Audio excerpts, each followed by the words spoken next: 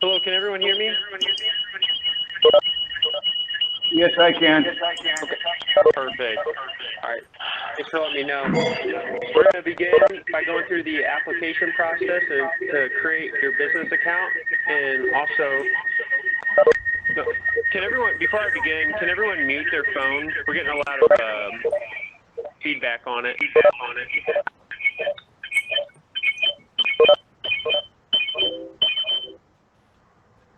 Perfect. All right.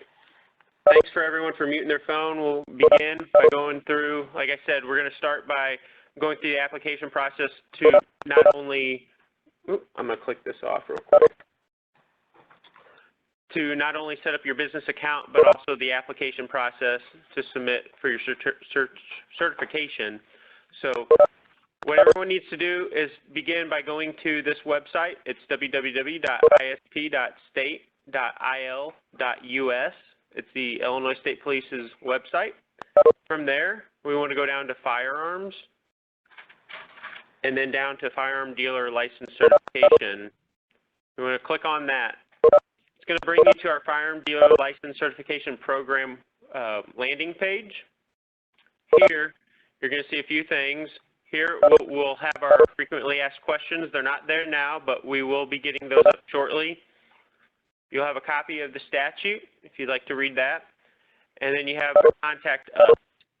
If you click on Contact Us, it'll take you to this page, and you can email this link here if you have any login, username, password, or technical problems with the application process, in the sense of, you know, a field not accepting one of your entries and whatnot.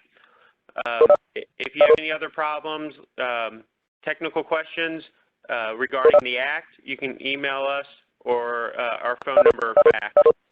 I'm going to go back to the landing page from the Contact Us page. You want to do these in order, 1 through 6. The first one's the pre-application checklist. What this contains is all the information that you're going to need before you begin your application process.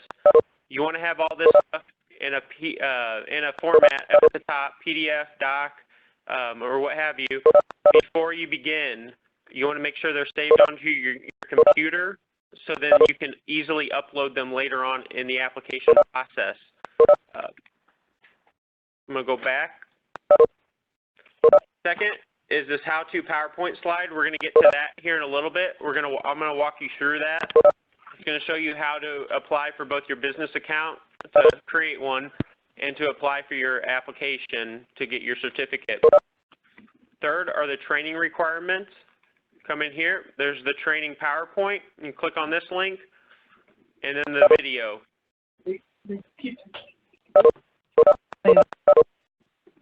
To go back. Next is number 4, the application forms.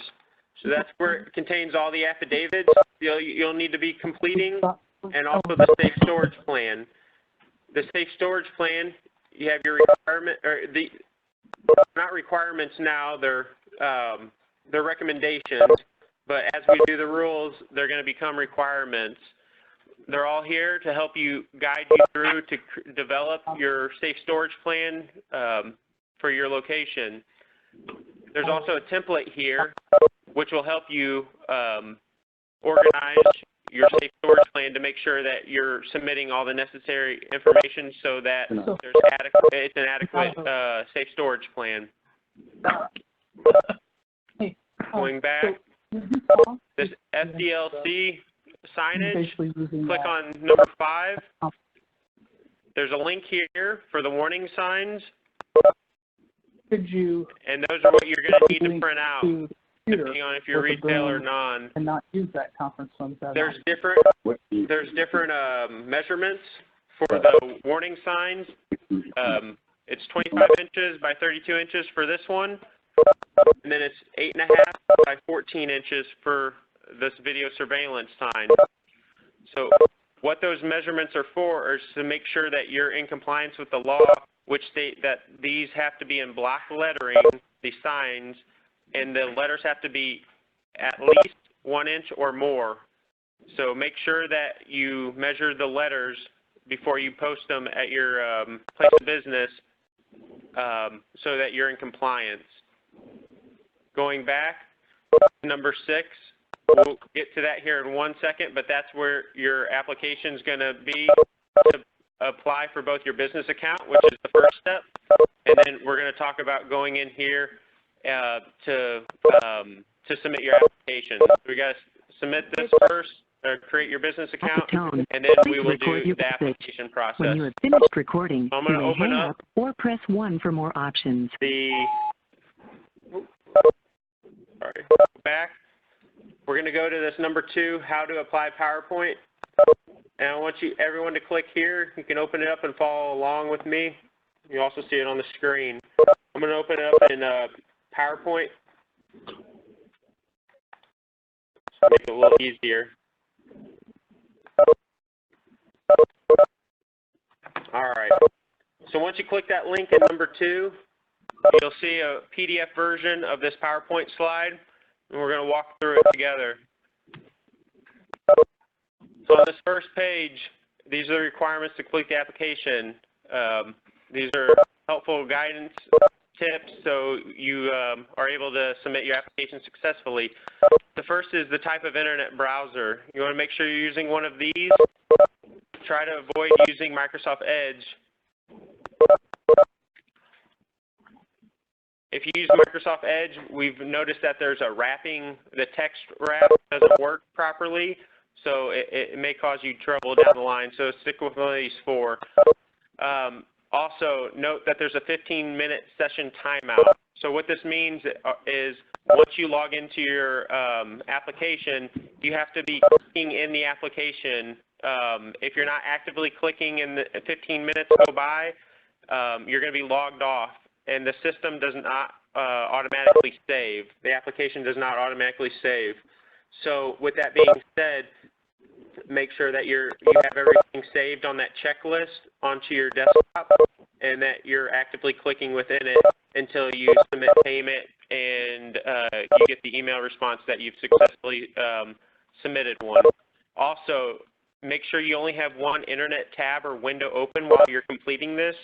We've noticed that if you have multiple tabs or windows open and you're logged in on another one that you're not clicking in, it will also time you out because you're not clicking in both windows or tabs at the same time. So we'll go over that here in a little bit, but just be mindful that it does not automatically save and that you need to have one window and one tab only open in your internet browser. This is another copy of the checklist. Make sure you have all of them included, all this saved on your desktop before you start the application process. Because of that 15-minute session timeout, you cannot save. So how we got here, we went to our website at the Illinois State Police. We clicked on firearms, and under firearms, there's the firearm dealer license certification. And once you click that, it took you to our landing page, and then you're going to complete everything from number 1 to number 6 in order. The first one is that checklist. Then you have the PowerPoint slide, training requirements. Here again, make sure you fill out everything before you get to number 6 to begin the application process. Once you click number 6 down here, what we're first going to do is go through and create the business account registration. You're going to click on that link, and it's going to open up this page on your internet browser. You want to click business. It doesn't matter if you're a retailer or a non-retailer. Every business under the account creation. So you want to check mark that. Select a username or create a username with parameters. And then you also want to add in your email address. Then you'll have to type it in again and follow the rest of the instructions.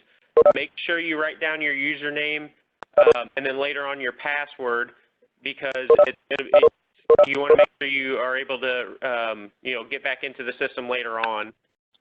So save those in a safe location.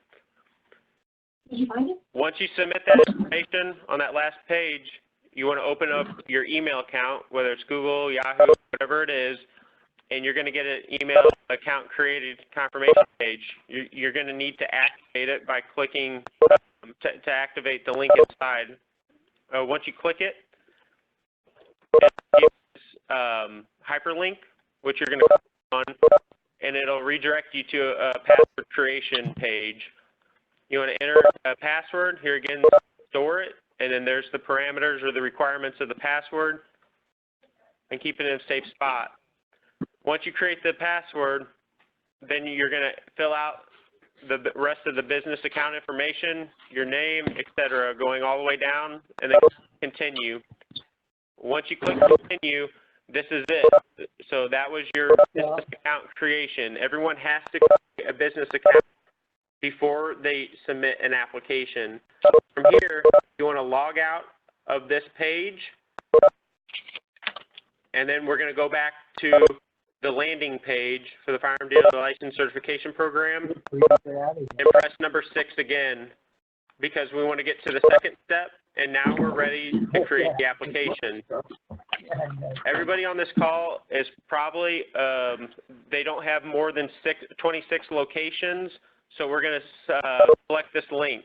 If you do have more than 26, you get 27 or more, you're going to email this address. So for everybody here, should be clicking this link, and that's going to take you to this web page. Notice how there's only one window, internet browser window open, and one tab. We don't have multiple tabs along the across the top here. Since we already created our business account before we selected business and went through, you're going to select this link, this hyperlink right here, because we've already created an account and we want to log in. Type in your username and your password. That's why we wrote them down, and we're storing them in a safe spot so we can have them for later use. So before you continue from this page going forward, just remember it does not automatically save. You cannot save it during the process. You have to finish the entire thing. So this is why it's important to have all the affidavits and everything else that's required on that checklist, your safe storage plan filled out before you continue. You don't want to. You won't have enough time to create it on the fly. So as we continue, after you enter your username and password, we're going to start by entering in this business information. You'll notice that some things pre-populate because of that business account creation that you've already you just did. So now we're in the application, and we're going to fill out all the information that they ask.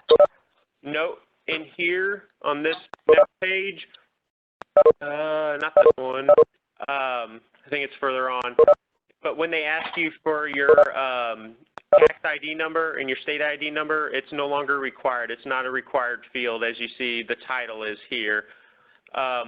So you want to fill out all this information, and then you can click and finish to add a business contact, or you can click save and add more to add another business contact. But you're required to at least enter one business contact. From here, you want to enter in your primary FFL number, and then you're going to enter in the expiration date. This is going to correspond with your certification that will be generated by us later on.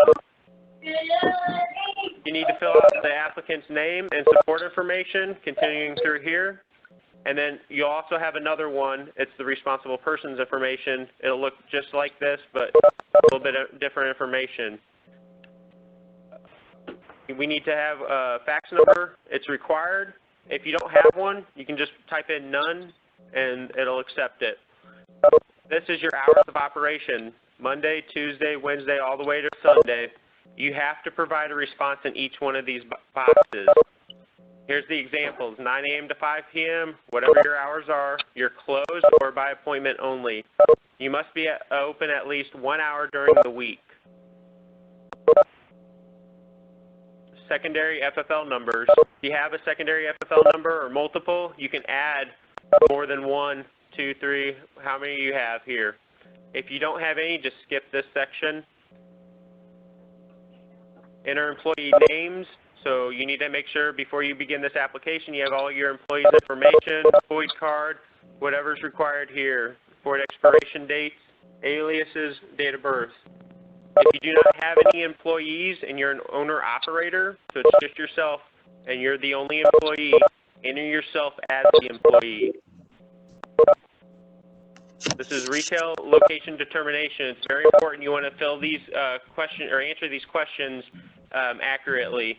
This will not, at the end of this, this will not determine or, pre-populate if you're a retail or non-retail locations. You're going to have to select that later on. This is just making sure that you're answering the questions correctly.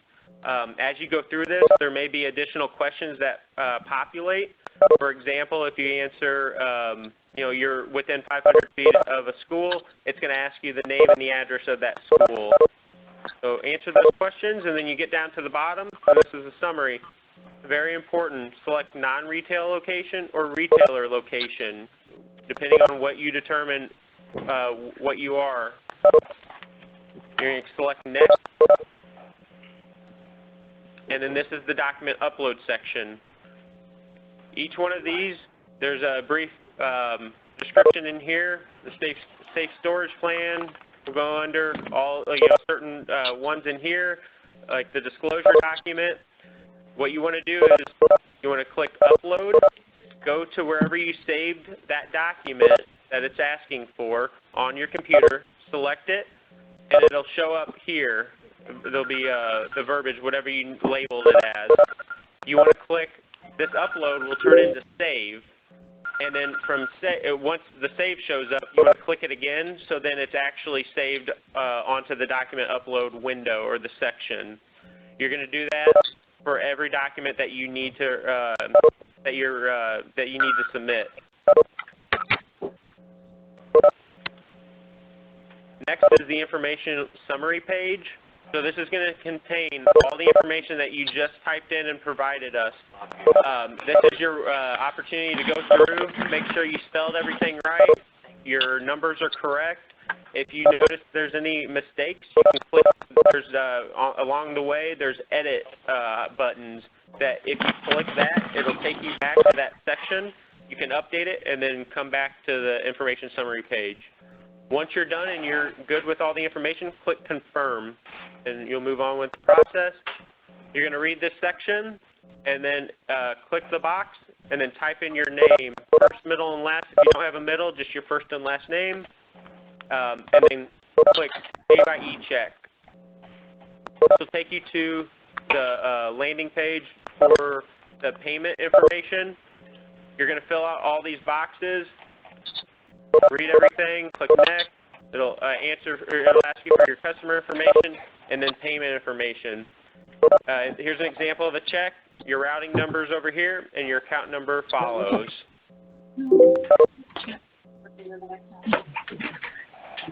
You're going to read the terms and conditions, click yes, and then type in your unique verification code. It'll be different than this one, and then submit your payment.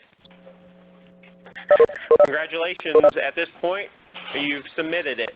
So this is what you need to do by June 17th to make sure that there's no interruptions with your business.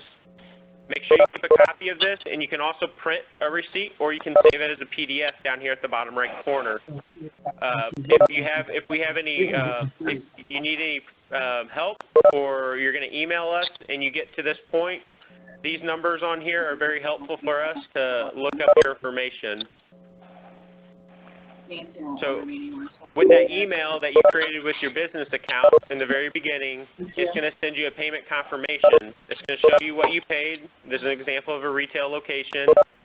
And then you'll receive another one that gives your submission status.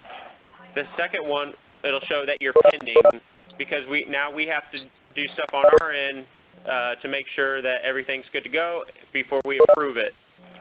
You'll receive a third one once we approve it. Your status will change from pending to approved. And then the fourth email you'll eventually get is this congratulatory one, where it has a hyperlink in there that you can select, and that's where you can view and print your certificate. So once you click that link after you receive this email, it's going to take you back to this page. We don't need to create another account. We just need to log in. So we're going to click here on this blue hyperlink, and then enter your login and your password information, and you'll be signed in. Once you get to this page, you want to click your certificate, license, and permits tab, and then in this select agency, you're going to use the drop down on the far right, and then select Illinois State Police. You can view your application, print your certificate, see the status, the issue date, and expiration date of your certificate. So I selected View Certificate, and then it'll give you a copy. It'll show you a copy of it. You can print it out. You can save it as a PDF. Just make note of your expiration date. It's matching that primary FFL that you submitted. So going back to number 6, on that landing page, this is where we created the business account. This is where you just submitted your application. And then you have these 2 links down here. This is your account maintenance. So these are things that you do after you submit your application. So you don't need to submit these right now because you just submitted your application. But if you add or remove an employee later on, you'll want to come here and update your information for us. Same with your annual training certificate upload. That concludes the how to apply PowerPoint slide. I'm going to turn the remainder of the call over to Jonathan Ernest, and he'll walk you through.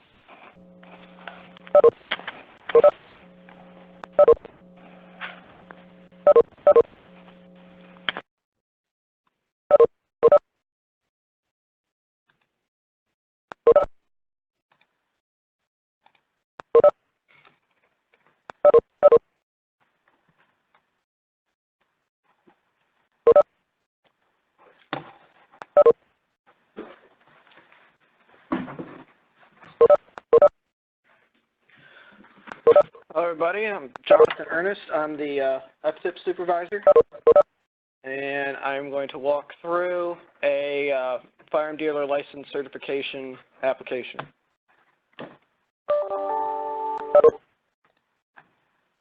So, after you have completed your business account registration, you'll go to the FDLC application for businesses with 1 to 26 locations.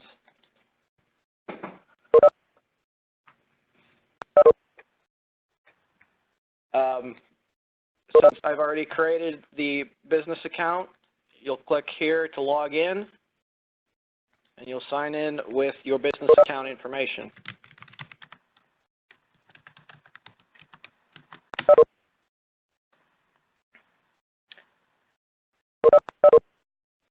Once you've logged in, you'll start your application for certification.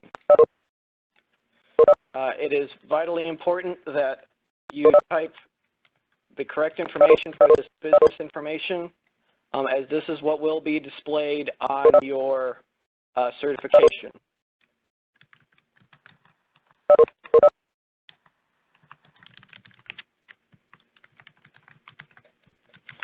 So you'll fill out all the required fields,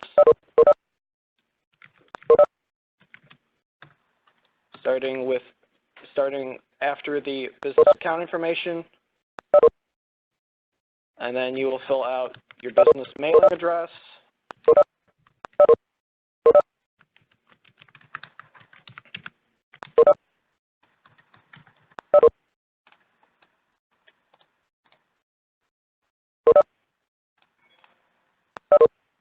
After you've filled out your business mailing address, if the physical address is the same, you'll be able to check this box and it'll automatically populate what you've already typed, as well as if your business mailing address is also the same.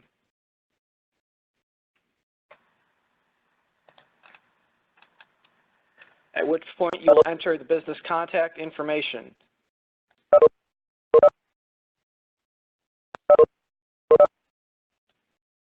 You'll fill in the business contact information.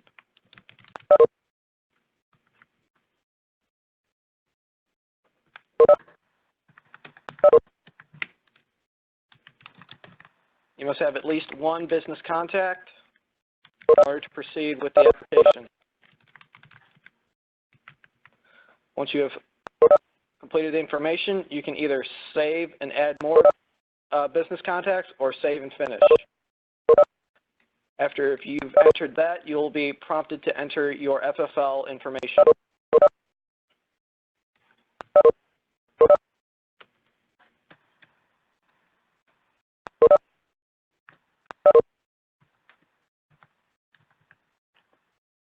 After you've entered your FFL number, full FFL number, you'll enter in the expiration date for your FFL. And this information will appear on your certificate. Then you'll hit next at the bottom to proceed to the next part of the application.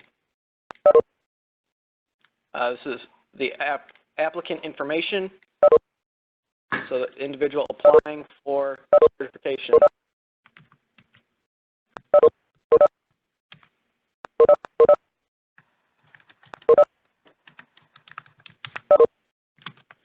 You'll fill out the date of birth, place of birth, social security number,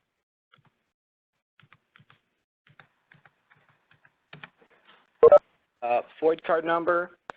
If you are not a resident of Illinois and do not possess a FOID card as the applicant, you must enter 000 and put in an expiration date of 1/1/2000.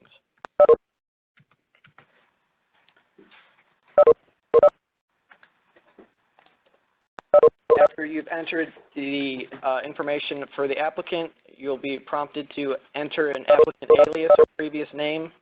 If none is applicable, enter none, as it is a required field. At this point, you'll enter in the responsible person information. Again, just like with the applicant information, it'll be the name, date of birth, place of birth, social security number,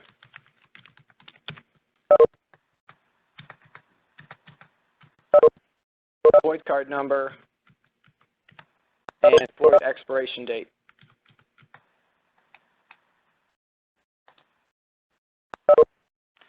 Likewise, you'll be prompted to enter any aliases or previous names of the responsible person.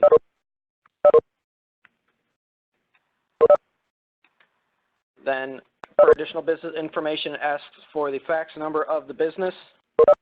Enter none if none applies. Next, you'll be asked to provide the hours of operation or availability of business activity for each day of the week. Just like when you applied for your FFL, please provide at least 1 hour in which you could be contacted by ISP personnel. You'll have to enter an hours of operation for all 7 days of the week.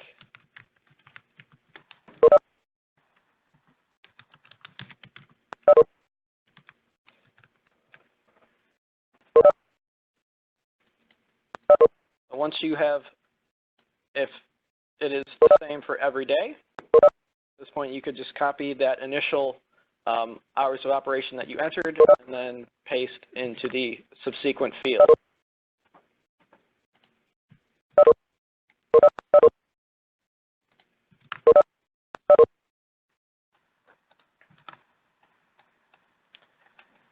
After you've entered your hours of operation, any secondary FFLs, any licenses for different lines of business at one location, you should enter those at this point. So if you have a type 1 as well as a type 7, this is where you would enter the information for the other FFL located at that address. If you do not have any additional FFLs, you can save and finish, and you continue on to the employee information. Like Sergeant Broughton said, if you are a sole proprietor, you'll enter your information for the employee information, as you are the sole employee.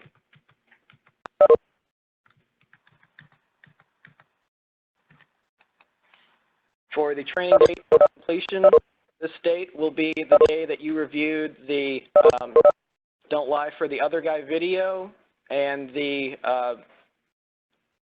PowerPoint that we have provided on our website.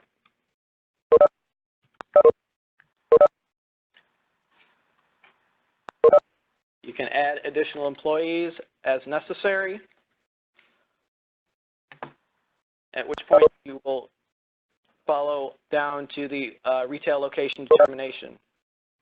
You'll answer the question, is your store open to the public for the purposes of selling, transferring, or facilitation of the transfer of a firearm?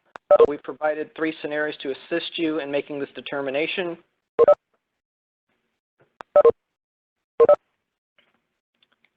At which point you'll proceed on to the next part of the application.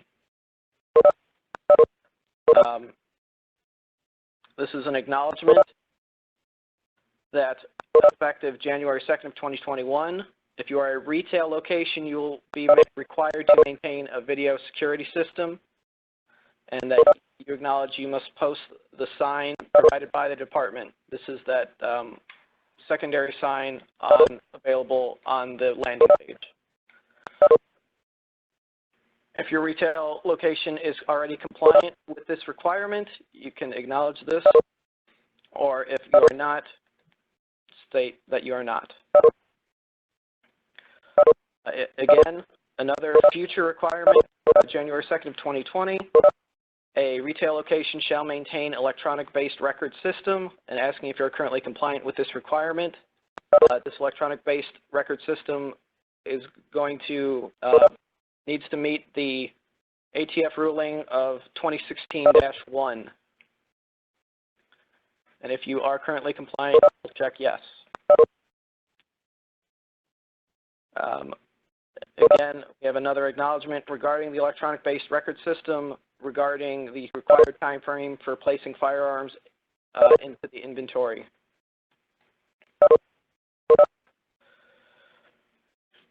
On January 2nd of 2020, certified licensees, so this is both retail and non-retail locations, maintaining an inventory for sale or transfer must be connected to an alarm monitoring system, and asking if you're currently compliant with this requirement. At which point you'll proceed into the training acknowledgement, acknowledging that all owners, agents, and employees who sell or conduct firearm transfers have reviewed and completed the training provided, and acknowledging that any new employees, owners, or agents who conduct or sell transfers will be required to complete the training, as well as submit a employee change form. Those are those other maintenance applications to add or remove employees. If you acknowledge, you'll post the sign in section 5-20B. Then if you had a license or certificate or permit to sell, lease, transfer, purchase, or possess firearms issued by the federal government or government of any state, revoked or suspended. Retention of records pursuant to 27 CFR 478.129, you'll keep all records regarding acquisition and disposition of firearms for the required time frame. Again, another acknowledgement, I will keep all video surveillance and sound recordings obtained for a period of not less than 90 days. And an acknowledgement that a photocopy of a buyer or transfer's FOID/CCL card or state-issued driver's license photo identification card will be copied and maintained and attached to the record of sale.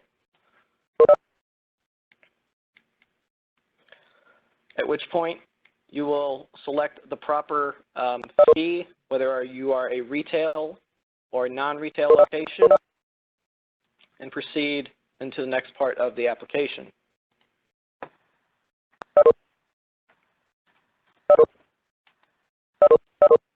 At this point, you'll upload the necessary documents. So for identification document, you'll upload a copy of your FFL license.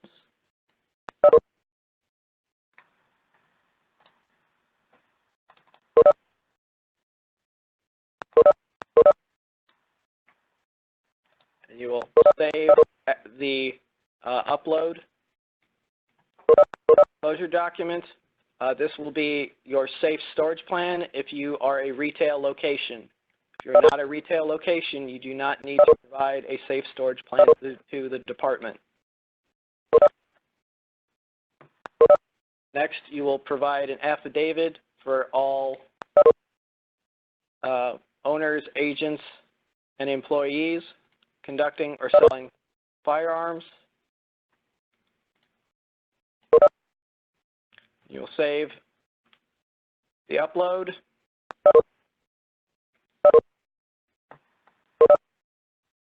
And finally, you will upload an affidavit stating that your FFL license is valid.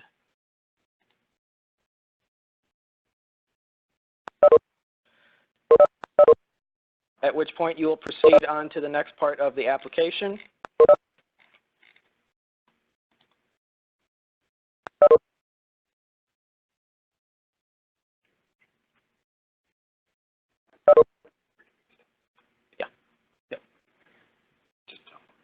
I'm going to pause for just 1 second right here.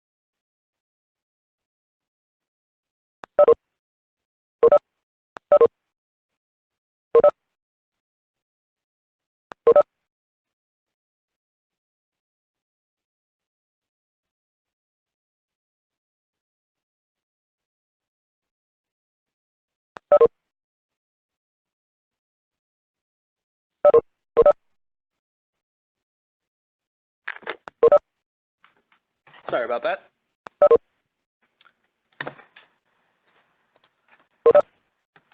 So at this point, you'll be able to review the information that you've submitted for certification.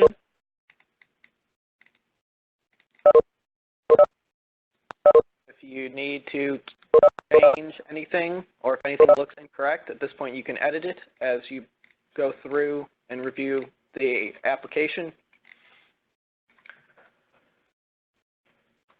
If everything looks good, you'll hit confirm here at the bottom. And then you'll proceed to the electronic signature page.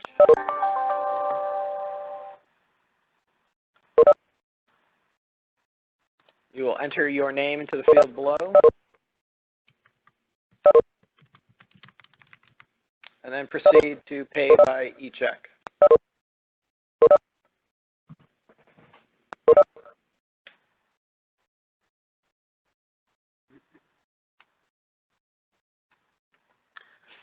At this point, you'll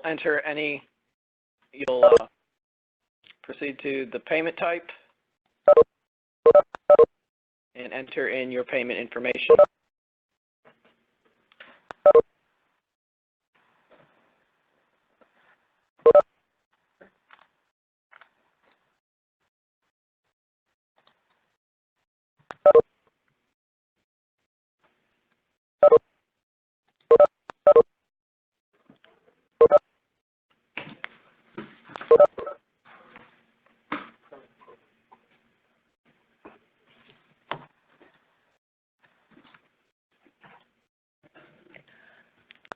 afternoon. This is Jessica Trami. I understand there's a lot of beeping noises. We have tried to shut that off and have been unable to, so I apologize for that. We're going to try to answer some questions at this time. I know one question that we are seeing come across is whether or not the fee is prorated, and the answer to that is no, it is not a prorated fee.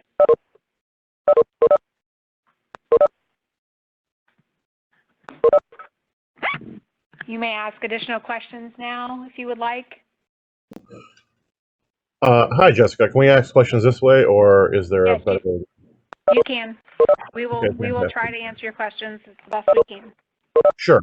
This is Ethan Fawcett, After Hours Computers, Sterling, Illinois. I actually have a few questions. The affidavit, I actually looked through all this stuff a few days ago, tried to fill it out. There's an FFL affidavit that you have to fill out. Yes, You're that's familiar correct. with the FFL is valid. A couple of questions. One, that is not important, and one that's a little bit more important. On the affidavit, it asks for the FFL number. Are you looking for the first three and the last five? You're looking for the whole thing. The full FFL number. Okay, fantastic. And then part two, the more important question on that is, as part of the affidavit, it says this FFL number was issued to me on this date. I can't be the only one. I have no idea what date it was issued. It doesn't say on your FFL what day it's issued. They just mail it to you. How am I supposed to know what the issue date of the FFL is? Well, I'm going to have to get back to you on that question. Nobody else that's filled this out has said anything about how No. the expiration date is on my FFL, but there's no Is it 3 date. years prior to the expiration? Well, not necessarily. So in my case, no, because they didn't issue mine. They gave me a letter of authorization in the meantime, so it didn't get Okay. issued on that first day. It got issued whenever. They don't tell you when they issue it. They just send it to you in the mail. So I can't really put my name and signature and sign that something's the best of my knowledge if I don't know when that is actually being issued. You know what I'm saying? That's my issue. Okay, we will try to get back to you on that question. Okay. So part two, when I had that question originally, I wanted to call the phone number for support, and that number at the time that I was on the website, that number was just the tip general line. It was very difficult to get somebody, a person. They wanted me to enter my information like I was doing an automated thing. Is that being changed? So if you go through the automation and after you enter in your FFL number, if you hit 0, you should get to an operator. Okay, fantastic. And somebody there will be knowledgeable in these types of things and be able to get a hold of you or whoever if I have questions, for example, like the issue date of the FFL that they won't be able to answer. That's the appropriate way to get that. Yes, they will take if they cannot answer the question, they will take the question and they will get it to one of us that can. Okay, fantastic. And then other just clean things that I noticed from the presentation today. The multiple FFL numbers during the application. If I have a CNR FFL, is that something I need to put on that application as well? No, it is not. Okay, thank you. And there's as part of the application, there's a check mark box that says the retail location. I'm not a retail location, so this doesn't even necessarily affect me, but a sign is going to be provided to you by the department. Is there in fact signs that are going to be provided to, because I'm hearing a lot about like a file that I have to print out. Well, a file that I have to print out is not a sign. Are you guys going to be providing us with the retail locations with signs? No, not at this time. The way the Act reads, we will provide you with a file, a downloadable file that you can print. Okay, and so that's what you're doing. That I know that's a separate part of in the FDLC signage section. But you have to understand, if I'm told I'm going to be provided with a sign, a file isn't a sign; it's a file. Because you guys were talking before about it has to be a certain size and it has to be a certain whatever. I mean, don't you guys think if you guys just made the signs and provided them like it says, that would be a better way to do it? Well, that's not what the Act says. However, I will take that issue back for consideration. Okay, thank you. That's all I have. Thank you very much. Okay. Are there any other questions?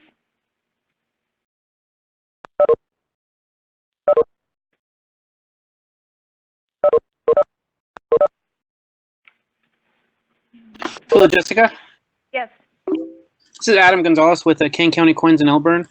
I wanted to clarify regarding, you alluded to it earlier, but the fee, so my license expired, I paid the fee this year. I submitted my application. I paid the fee this year. My license expires in August of next year. Will I have to pay a full $1,500 again when I renew my federal license? That issue will be taken up when we file the rules, and it will be addressed through the rulemaking process. Okay, thank you.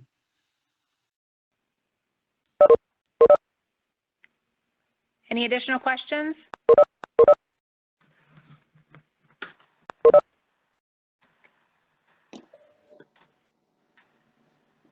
Could I ask a question? Yes, you may. Yeah, ma'am, basically I build silencers and I have an SOT. So is there a certain percentage if I transfer a few guns a year and I sell mainly silencers out of state? Do I need to do this application? You have a manufacturer's license. What kind of license do you have? It's an 07 manufacturer's license, and then I have an SOT to go with it.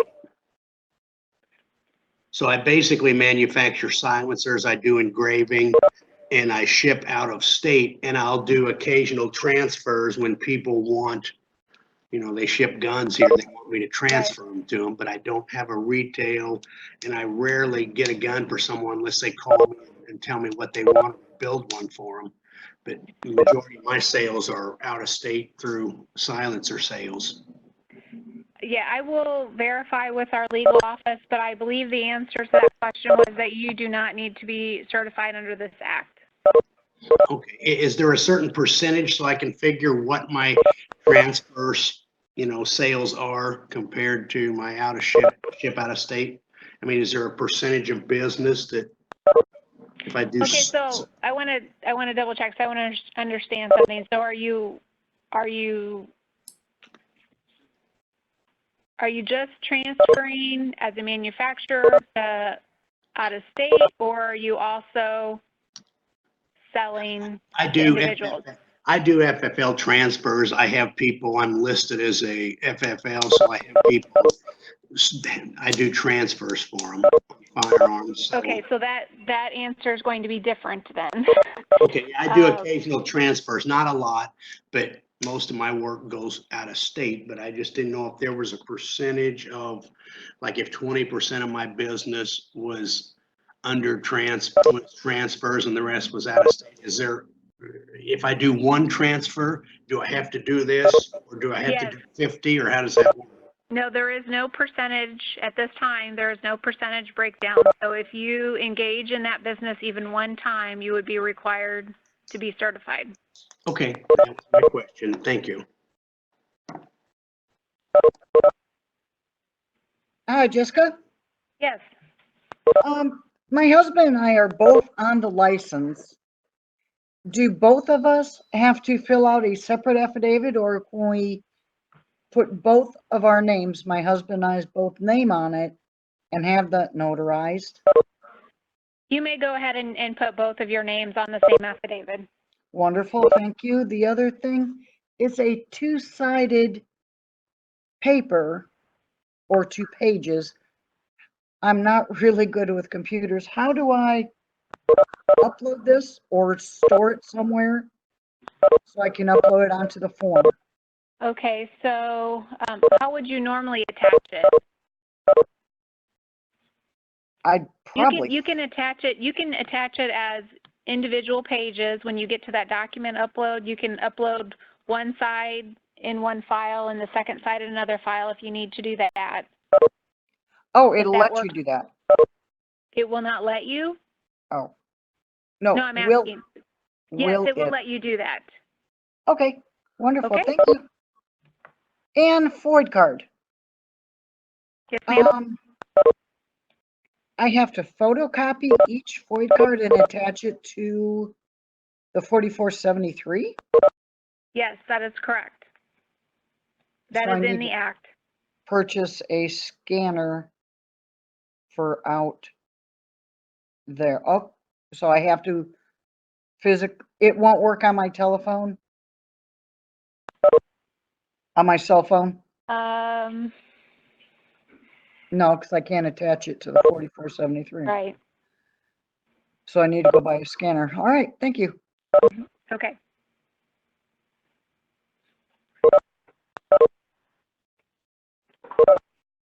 We have a few more minutes. Are there any additional questions?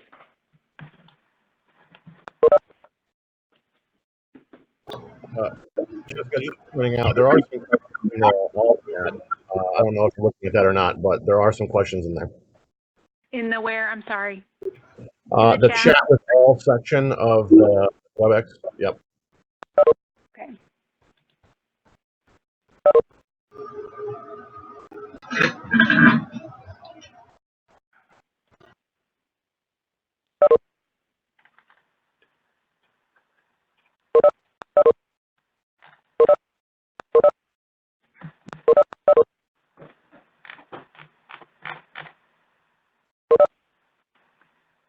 Okay, so there was a question, how do we prove we did the training video in PowerPoint?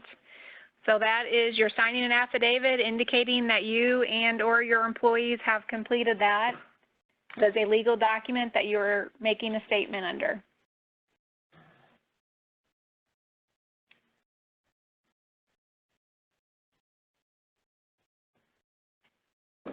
So there is a question, do non-state of Illinois employees need to submit fingerprints? We are not specifically asking for fingerprints. We're asking for you to conduct your background check and tell us what that included. Hopefully that answers that question.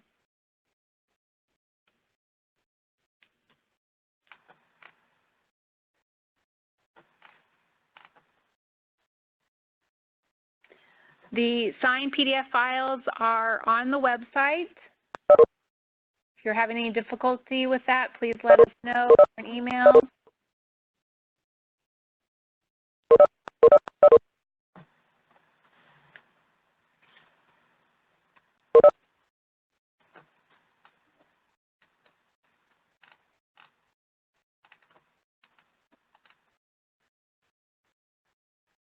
There's a question, do you have to be licensed to do internet sales? Yes, you do.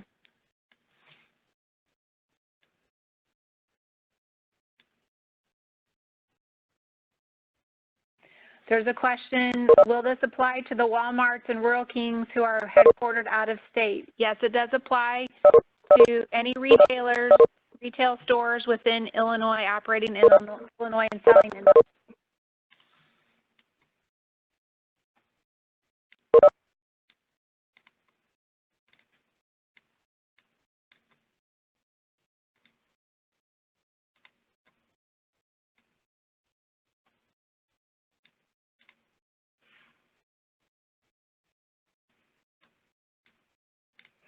So there is a question regarding gunsmith only.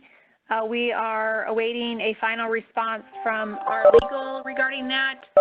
In the meantime, you can also consult your own attorneys regarding that particular question.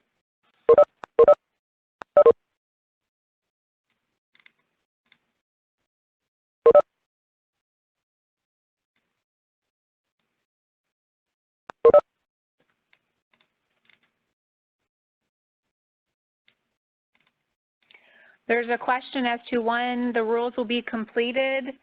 That can be a lengthy process. I know the department is hoping to have rules filed in the next few weeks, but I'm not certain on any dates and timeframes at this time.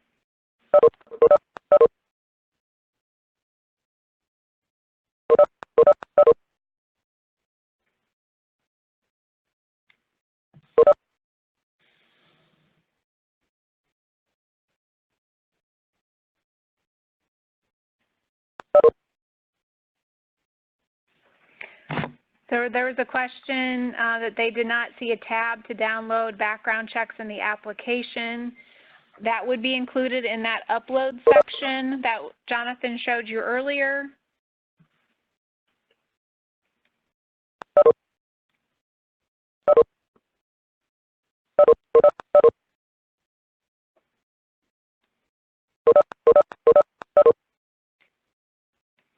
And to clarify that, looks like there was another question that is only for out-of-state employees, the background check.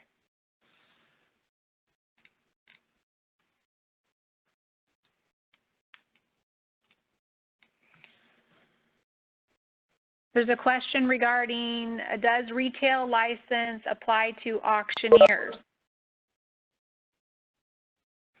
That would depend on what that auctioneer is doing. If they are actually the seller of the firearm. So if someone wants to ask a more detailed question about that.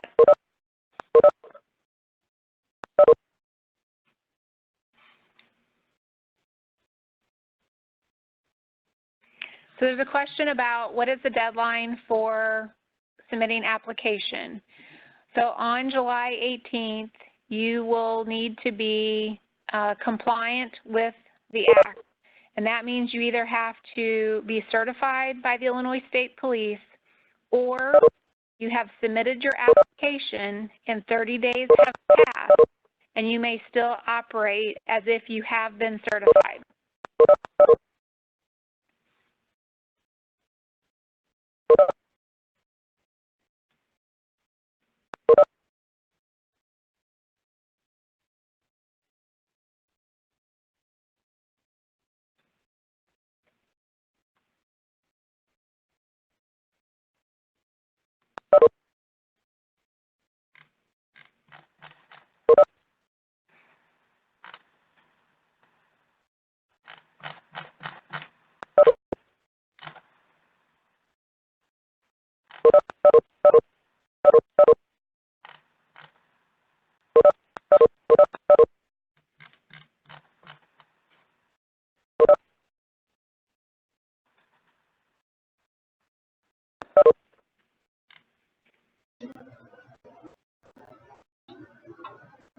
Can you hear me?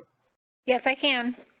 All right, I'm reading the chat box here a little bit. I just want Yes. clarification in case I missed this previously. Okay. My FFL expires when? December of this year. Yes. So if I do this application now, when my FFL expires, I have to do it again and pay an additional $1,500? You will need to submit a renewal application with regard to the fee that is going to be addressed in the rulemaking process. Okay, and so we're unsure about how that rulemaking process is going to pan out, essentially. Well, I'm not certain either, but the rules will be submitted for public comment. Those public comments will be taken into consideration as the commission reviews the rules, and there'll be a first reading and a second reading, and then I can't, depending on how that goes, they may be adjusted and resubmitted, but it could be a lengthy process. Okay, now you will have the ability to comment and provide your thoughts on the rules. Okay, so can I ask you a question? If I was not open to the public, but a membership business only, would that exclude me from this as well? It will not exclude you from it, but it may put you in as non-retail, but does that answer your question? Yeah, so if I were to submit all this and put myself down as a non-retail membership only business, Yes. when would I know if that's going to fly or not? Well, I can't give you an exact answer on that. Obviously, we will have several applications to review. But again, nothing that you answer throughout the application process will automatically deny your application. So once you submit your application and 30 days have passed and we have not acted on that, you can assume that you may still operate at that point. If we have a need to contact you for additional information or a portion of your application is rejected, you will be able to make corrections at that time. Okay. And you would still be able to operate. Okay, so, and the other question I had for you was if I were to cease to sell firearms to Illinois residents and only did internet out-of-state business, would that exempt me from it? I do not believe so, but I will confer with our legal office. Okay, all right, we do a lot of mail order stuff anyway, and I specialize in modifications, CNC work, and stuff like that as well. So a very small portion is actually from the sale of guns, you know? So we can deal with that later. I think that was it. Thank you very much for answering the questions I had.